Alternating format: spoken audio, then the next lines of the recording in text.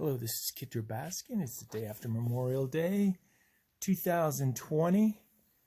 My son's going to be my cameraman here for the most part. He's working on this logo. Here's a Ridge Runner by War Bonnet bridge hammock that I'm testing out, trying out different sleeping pads on it. It goes slip in under here. And here's our outdoor fireplace. We're going to work on that. We got a little bit of rain last night or yesterday, and the wind's down. And so we're going to try this Siege stove. So I'm going to hand it over to Son, the camera. And we're going to start off with this number 10 can. I used a regular tapered drill bit to drill holes in it. And I got a Unibit style bit yesterday at the store. So I'll be just trying it on other cans. Here's the sheath the Siege stove came with, or that I ordered. These units here that have the pointy ones, those go on the bottom. This goes like this. I've already done the hammer. You can see the holes there. I used a rubber mallet actually to hammer the bottom pieces in. I'm gonna push it in like that. And then these pieces go in like this.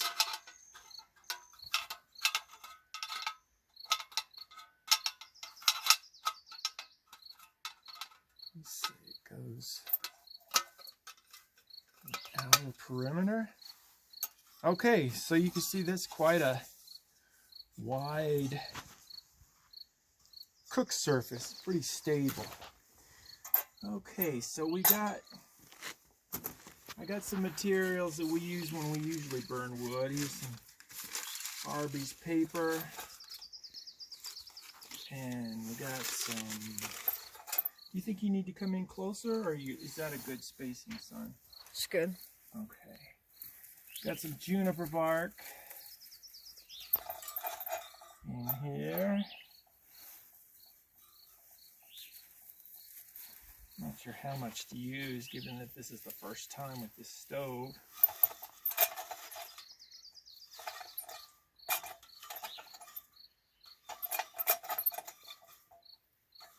Might be easier to put the fire stuff in there first, but it's kind of nice in the sense that James designed it to be able to put firewood in there while it's burning.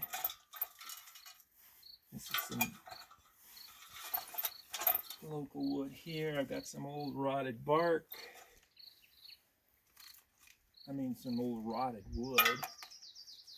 And we've got some, I thought I'd put in some fat pine we got in Colorado. It was about 41 degrees this morning. It was pretty cold here. We're at 7,000 feet, so that's going to affect our cooking procedure. The bigger pieces, I'm going to use a saw. I keep a folding saw in my truck, and that would be something we would use, the folding saw, when we were camping or in the wilderness. So I'll be using a folding saw once we get this thing going to cut bigger pieces. Okay, so that should hopefully be a good start to this. I'm going to go ahead and just use some matches. These are pretty old. Let's see how well they do. we could start it.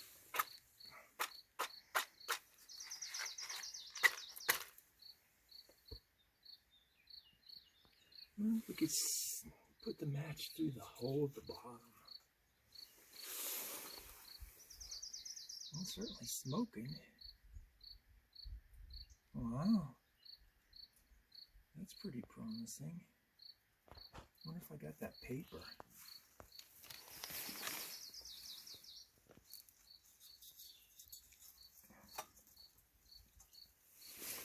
See, I think I hear some flames going on. You see any flames in there, son? No, I don't. If you didn't light it. I'm just gonna got that bark started.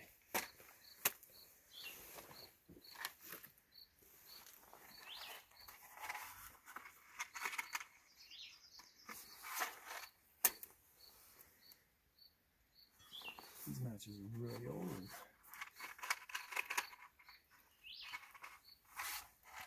Oh, I see a flame. Cool. Same. Maybe I could. Okay, great. Let's see. Yeah. There's flames. All right, so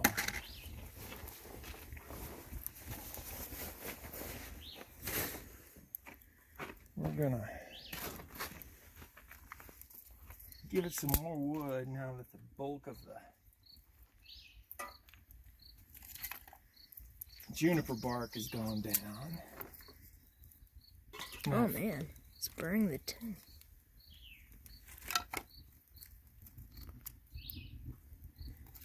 I think what we're going to want to do is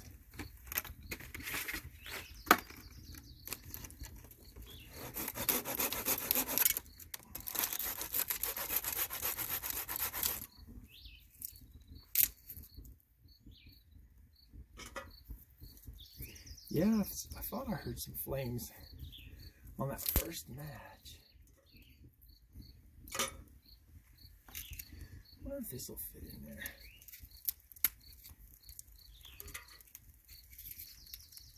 Is this made out of tin or metal? Sorry.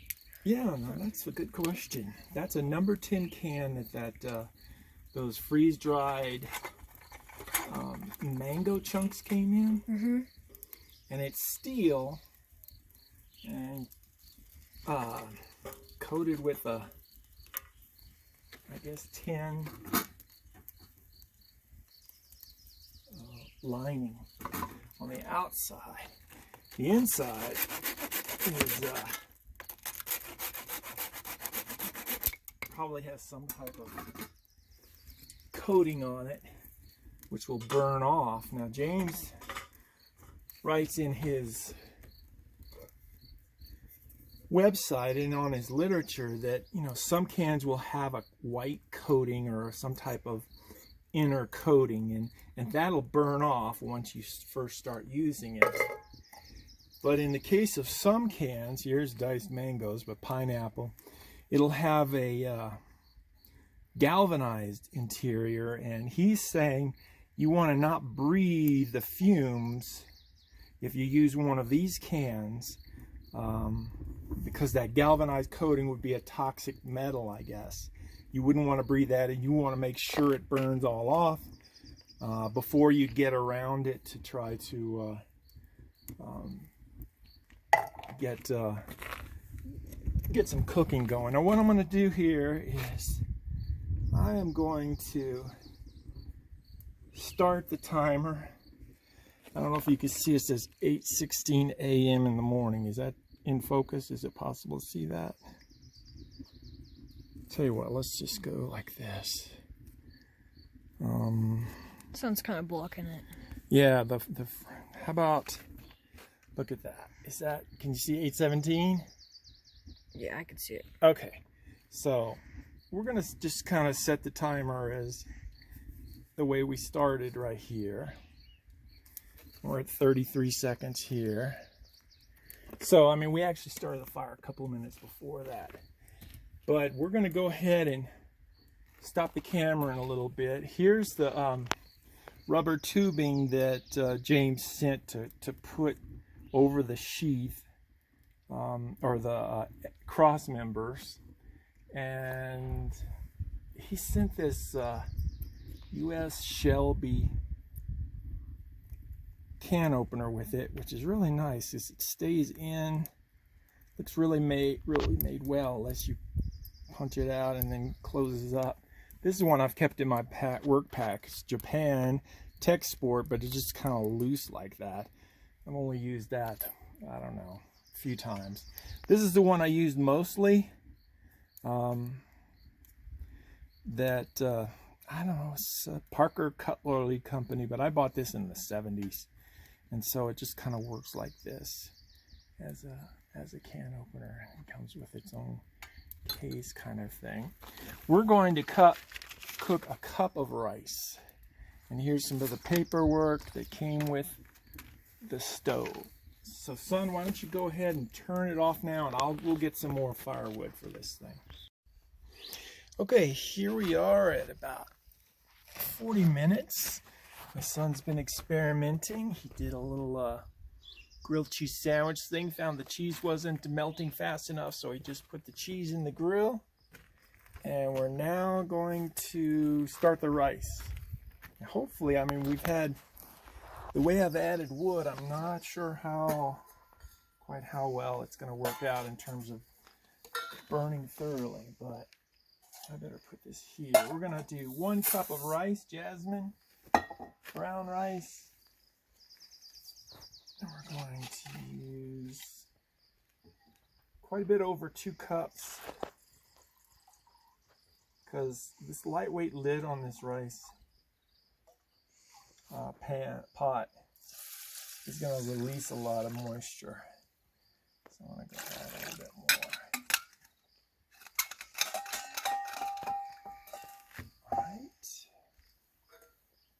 Also, what I'm going to do is put a stone on top of the lid to help keep that water in there, create more of a better seal on there. Hopefully the water doesn't dry out.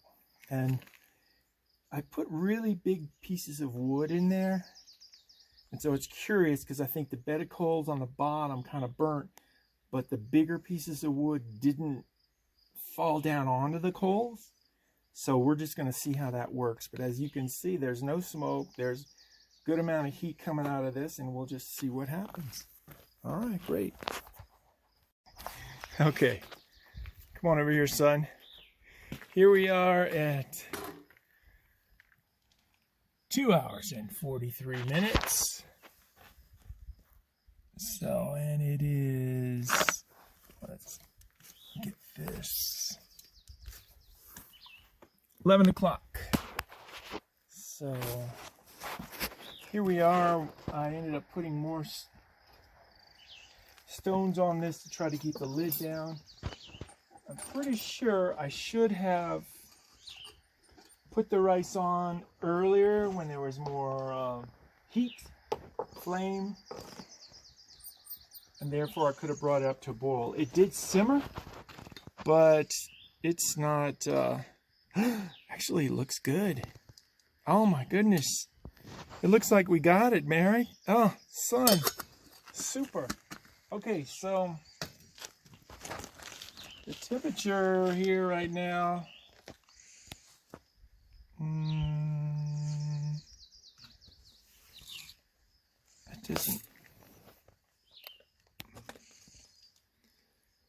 that doesn't make sense. Okay, this is not right. I'm not sure. Couldn't be that hot. It's warm. I mean, you feel it and it's warm, but you can see the can's done well. I would like to mention that when I cut this can, this lip is it's very smooth. I use the Xylus can opener to cut this can to have smooth surfaces, and then to hopefully make holes more neatly, I got this step drill bit, and I'll give that a try on another can. I've got this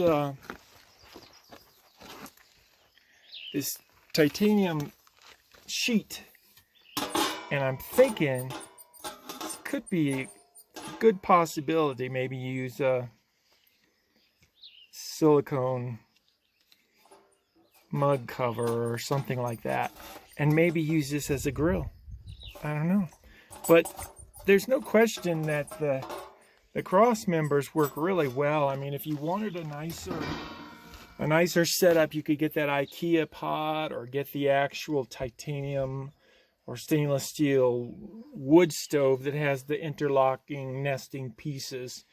It's appealing to me because, you know, we've got this big chamber here. The pot worked just fine with it, and you know, it's pretty neat. It's still a little hot to touch, but it's ow, ow, ow. It's a good setup, and we plan on using this more. We've got a nice safe area here to cook. Thank you very much.